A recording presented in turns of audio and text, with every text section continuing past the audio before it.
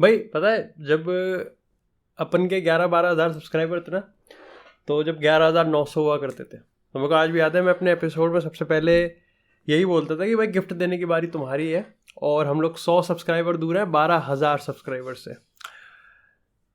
भाई वक्त थोड़ा पीछे रह गया, लेकिन भाई आज भी अंदाज हमारा वही है कि गिफ्ट देने की बारी तुम्हारी है। और यहाँ पर बात हम 13,000 की नहीं कर रहे, बात हम 12,000 की नहीं कर रहे, बात हम यहाँ पर 2 लाख लोगों की बात कर रहे हैं। भाई यहाँ पर इतनी बड़ी फैमिली, भाई तुमको ही मुबारक है भाई। तो ऑब्वियसली भाई डू मेक श्योर कि भाई आपने अभी तक चैनल को सब्सक्राइब नहीं किया तो करो। लेकिन आज के एपिसोड का जो सबसे मतलब मज़ेदार मामला है ना, वो ये है कि आप देखो मैनचेस्टर सिटी ने कल यूएफए सुपर कप जीता एंड अगेन एक ट्रॉफी वो यहाँ पर निकाल ले गए। और हालैंड इस समय कहीं ना कहीं यहाँ पर मैनचेस्टर सिटी का जो अपना स्पेल है वो इससे ज़्यादा सक्सेसफुल और क्या निकाल सकता है। लेकिन अल्टीमेटली जब आप सोशल मीडिया पे जब आप कन्फ्रंट करोगे, जब आप यहाँ पर एनालिटिक्स को देखोगे और उन स्टैट्स को तराशोगे, तो आपको समझ में आएगा कि यार हालैंड को आपको तारीफ करनी चाहिए कि एक्चुअली में हालैंड पे आप सवाल खड़े करने चाहिए। आपको समझ में आएगा, आपको समझना पड़ेगा, आपको इसको पढ़ना पड़ेगा और आपको इसको देखना पड़ेगा कि भैया हालैंड वर्सेस मेसी की रेस में हालैंड सही में मेसी को पीछे छोड़ भी सकता है बैलन डोर 2023 में।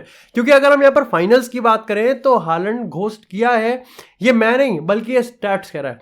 लेकिन हम यहाँ पर आज क्यों हालैंड पे सवाल खड़ा कर रहे हैं, इसका इससे कोई लेना देना नहीं है कि यहाँ पर उसके जो एक्कोलेड्स हैं या फिर उसके जो अचीवमेंट है उस पर हम सवाल खड़े कर रहे हैं, बल्कि यहाँ पर हालैंड पे अब सवाल पब्लिक खड़ा कर रही है कि भाई जो पब्लिक परसेप्शन है वो किस तरीके से डिसाइड करेगा। And I think this is very interesting, क्योंकि हालैंड पे डिसीजन जो होगा ना वो आपका खुद का होगा, क्योंकि वो बताएगा कि आप एज अ फुटबॉल को किस परसेप्शन के साथ देखते हैं। देखो यहाँ पर हम आपको पहले थोड़ा सा मामला समझा देते हैं। देखो बात असल में भी ये चल रही है कि भाई हालैंड एक ऐसा प्लेयर है जिसने लगभग 60-65 गोल मारे हैं, लेकिन जो बड़े बिग स्टेज होता है ना, जहां पर सब कुछ ऑन द लाइन होता है, वहां पर हालैंड हमेशा यहां पर फ्लॉप करता है 2 रीजन की वजह से। सेक्शन बताता है कि भाई ये जो लोग इस मोशन को सपोर्ट करते हैं वो कहते हैं कि यार देखो एक तो हालैंड गोल मारता है 60, ठीक है, बट उसके अलावा यहां पर वो किस चीज को ऑफर करता है थोड़ा डिबेटेबल है, ठीक है। साथ ही वो ये कहते हैं कि जब बंदा गोल नहीं मारेगा और साथ ही यहां पर वो उसका कोई इन्वॉल्वमेंट भी नहीं है, क्योंकि यहां पर वो बताते हैं कि भाई अगर हालैंड के इन्वॉल्वमेंट की बात करें तो लोग कहते हैं उसको इन्वॉल्व होने की जरूरत ही नहीं बिकॉज वो गोल स्कोर करता है।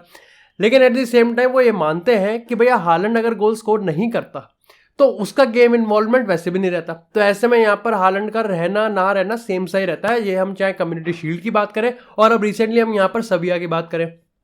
इसको काउंटर करते हुए दूसरा सेक्शन ये बोलता है कि सबसे पहले तो यहाँ पर मैनचेस्टर सिटी हालैंड को हम समझते हैं कि वो ट्रेबल जीत के हालैंड के गेम स्टाइल को समझ के जस्ट बिकॉज 65 गोल मार दे, लेकिन ऐसा यहाँ पर लगता नहीं है क्योंकि मेजर रीशफल हुआ है मैनचेस्टर सिटी के स्क्वाड में। ऐसे में वो अभी भी एक दूसरे के साथ सिनर्जी बना रहे हैं। साथ ही वो ये भी मानते हैं कि हालैंड के जो रन्स होते हैं और हालैंड जिस तरीके का गेम स्टाइल मांगता है वो भी मैनचेस्टर सिटी नहीं खेलती।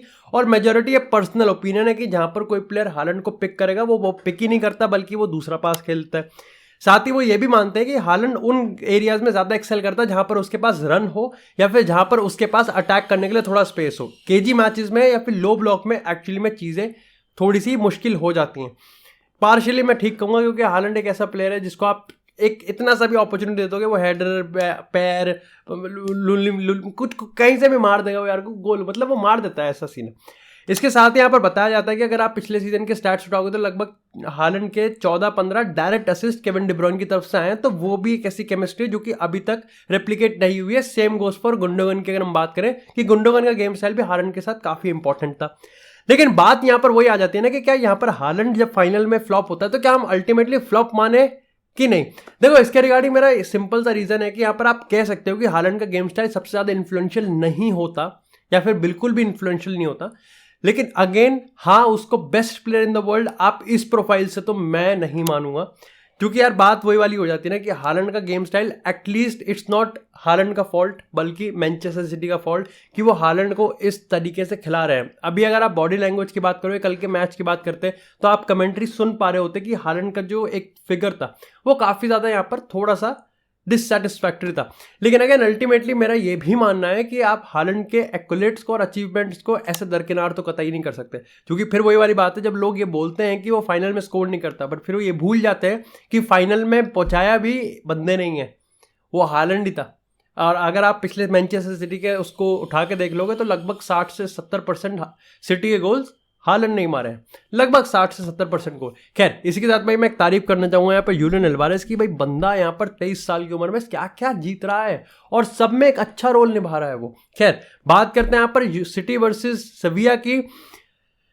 भाई सविया को अगर किसी ने हराया तो वो सिटी नहीं बल्कि सविया खुद है। अगर एन नसीरी की बात करें तो पार्टी पूपर ने अपनी पे पूप कर दिया, क्योंकि भाई उसने हैट्रिक चांसेस मिस कर दिया और बहुत अच्छे चांस मिस। भाई बेहतरीन खेल रहा था वो गेम। और कैंपस की मैं बात करूं, भाई सविया वॉज प्लेइंग रियली गुड।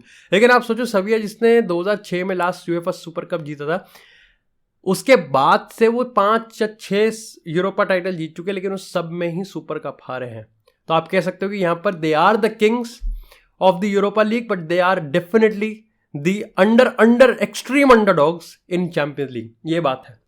खैर अगेन यहाँ पर सिटी भाई बहुत ज़्यादा खुल रही थी डिफेंस पे, और मेरे को लगता है कि थोड़ी सिनर्जी अभी आनी बाकी है। वही आलन वाला स्टाइल है कि केमिस्ट्री थोड़ा सा मुश्किल है। खैर इसी के साथ यार बात करते हैं थोड़ी सी अब अपनी नेक्स्ट अपडेट की, जो कि आती है यहाँ पर ग्रीनवुड के लेके। ओहो भाई बैक टू बैक कॉन्ट्रोवर्शियल चीज़ें आ रही हैं। मैं तो इसके फेवर में देखो नहीं हूँ ज़्यादा, एंड द रीज़न इज़ कि इट्स नॉट अबाउट कि यार मतलब यहाँ पर मैं थोड़ा सा अपना ओपिनियन देना प्रेफर करूँगा, and I think I do really want कि भाई तुम भी कमेंट सेक्शन में अपना ओपिनियन देना प्रेफर करो। यार मैनचेस्टर यूनाइटेड की जर्सी पहन के जब कोई गोल मारता है तो बूज होते हैं राइवल फैंस की तरफ से चैंट वगैरह होते हैं, बट एक चैंट की एक लिमिट होती है, एक लहजा होती है। ठीक है, जब आप देखो कि जब यहाँ पर क्रिस्टियानो रोनाल्डो की डॉटर के साथ हुआ था 7 मिनट पे, तो लिवरपूल मैनचेस्टर यूनाइटेड सबसे बड़ी राइवलरी, भाई उन्होंने भी अपनी राइवलरी को साइड करके रोनाल्डो को अपलॉड किया था। But when it comes to taunting, आप खुद सोचो कि आपका प्लेयर यहाँ पर गोल मारेगा आपके लिए, ठीक है, तो किस तरीके से रिसेप्शन होगा। वही वीडियोस, वही ऑडियोज, वही उसके टेक्स्ट, वही सारे सबूत सोशल मीडिया पे सर्कुलेट होंगे, एक बार नहीं बार बार। इस हफ्ते गोल मारेगा, होंगे, अगले हफ्ते गोल मारेगा, होंगे।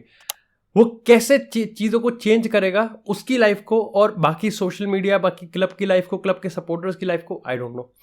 ये एक टॉक्सिक साइकिल होगी जो कि वापस से रिसाइकिल होती रहेगी हर हफ्ते।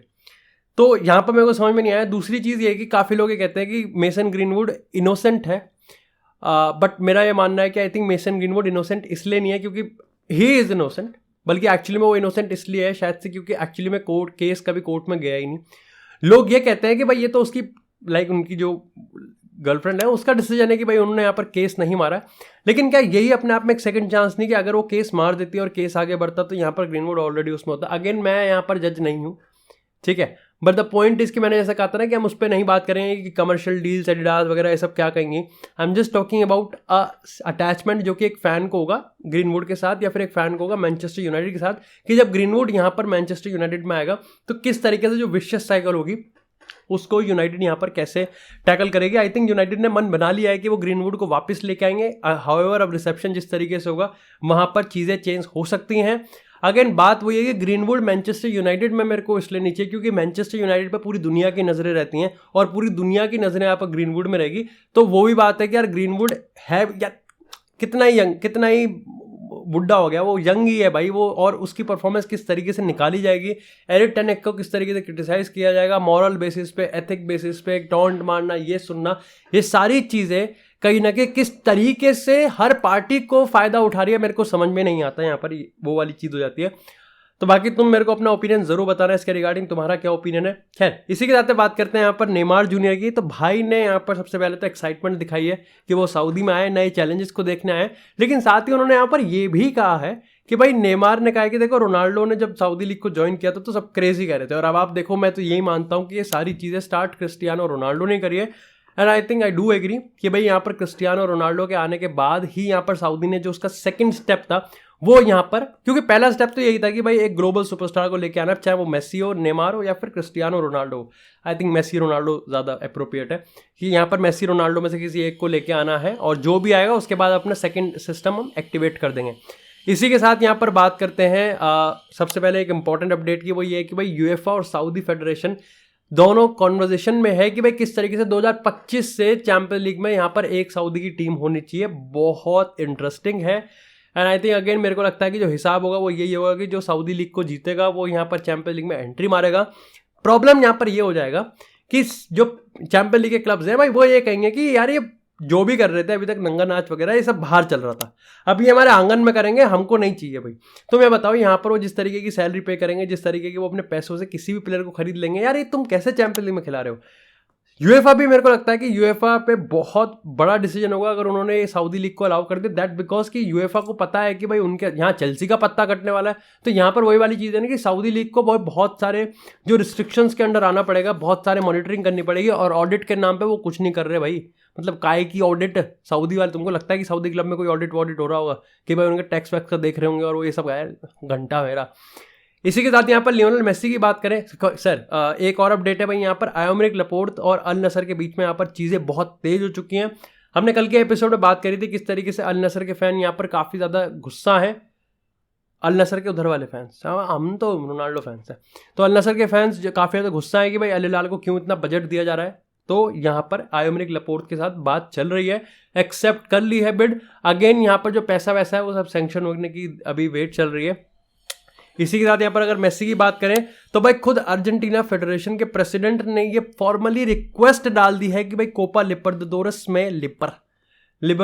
में यहाँ पर भाई इंटर मियामी को इनवाइट किया जाए। एंड आई थिंक भाई मज़ा आ जाएगा भाई, समा बंद जाएगा अगर लियोनेल मेसी और पूरी टीम वहाँ पहुँच गई। वो मई दैट्स लाइक अलग ही एटमॉस्फेयर है भाई। मैं ये भूल जाओगे भाई तुम, ये यूरोपियन जिस तरीके से साउथ अमेरिकन फुटबॉल में वो एक एटमॉस्फेयर होता है, यहाँ पर मज़ा भाई, स्वाद आ जाएगा, स्वाद। इसी के साथ अगर बात करें यहाँ पर लिवरपूल की, तो भाई यहाँ पर सबसे पहले तो लिवरपूल ने साइन किया है एंडो फ्रॉम स्टटगार्ट, जो कि उनके कैप्टन है। 1 साल का कॉन्ट्रैक्ट बच रहा था, 40 गेम खेल चुके थे, अच्छा है। मैंने देखा प्रोफाइल को, कंपाइलेशन नहीं देखी है मैंने, जितना भी पढ़ा है वो यही है कि भाई ही इज़ लाइक एरियल में काफ़ी ज़्यादा कमांडिंग है, डिसिप्लिन्ड है, और अपने आप को आप कह सकते हो कि पिच पे हर चीज़ देने में काफ़ी ज़्यादा प्रॉमिस रखते हैं। तो आई थिंक डेफिनेटली एक सपोर्टिंग रोल में हो सकता है। अनडिस्प्यूटेड स्टार्टर होगा, मुश्किल है। सोफियान अमराबाद की बात करें तो भाई यहाँ पर काफ़ी रिपोर्ट्स बता रही हैं कि ऑलरेडी 35 मिलियन का जो डील है वो यहाँ पर स्ट्राइक कर चुका है। कैसे होगा अभी आने वाले टाइम में, क्योंकि मैनचेस्टर यूनाइटेड भी मेरे को रेस में लग रही है, and I think Manchester United भी एक मिडफील्डर को अब प्रायोरिटी मान रही है, जिस तरीके से हम यहाँ पर रिपोर्ट्स को देख रहे हैं। तो वो किस तरीके से होगा वो अभी देखना यहाँ पर बाकी है। बाकी that's it for this episode guys. और भाई अगली बार जब हम एपिसोड में मिलेंगे तो आई रियली होप कि भाई मैं तुमको थैंक यू बोल रहा हूँ यहाँ पर 2 लाख सब्सक्राइबर्स के लिए। थैंक यू सो मच भाई ओवरऑल इस पूरी जर्नी के लिए। और अभी तो ये शुरुआत है, एंड आई जस्ट होप कि भाई यहाँ पर कुछ ना कुछ हम इन्वॉल्व करते रहें। लेकिन अल्टीमेटली इंपॉर्टेंट ये है कि कुछ हो ना हो, ये हो जाए वो हो जाए, अपन सब साथ ही रहेंगे। एंड दैट मीन्स कि भाई चाहे तुम बारसा के फ़ैन हो, चाहे तुम सिटी के फ़ैन हो, चाहे तुम PSG के फ़ैन हो, चाहे तुम मेसी के फ़ैन हो, चाहे रोनाल्डो के फ़ैन हो, किसी के फ़ैन हो, भाई इस चैनल पे सबकी जगह है।